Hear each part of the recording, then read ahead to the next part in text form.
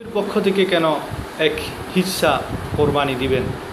হযরত আলী রাদিয়াল্লাহু তাআলা প্রতি বছর দুটি প্রাণী কোরবানি করতেন। ওনাকে প্রশ্ন করা হলে তিনি উত্তর দিলেন, আমাকে নবী করিম সাল্লাল্লাহু আলাইহি ওয়াসাল্লাম ওসিয়ত করেছেন ওনার পক্ষ থেকে একটি প্রাণী কোরবানি করতে, তাই আমি প্রতি বছর একটি জানোয়ার আমার পক্ষ থেকে এবং একটি জানোয়ার বিশ্বনবী সাল্লাল্লাহু আলাইহি ওয়াসাল্লামের পক্ষ থেকে কোরবানি করি। আমাদের বিশ্বনবী সাল্লাল্লাহু আলাইহি ওয়াসাল্লাম মা খাদিজাতুল কুবরার ইন্তেকালের পর ওনার পক্ষ থেকে কোরবানি করতেন। তাছাড়া বিশ্বনবী সাল্লাল্লাহু আলাইহি ওয়াসাল্লাম সকল উম্মতের পক্ষ থেকেও কোরবানি করতেন।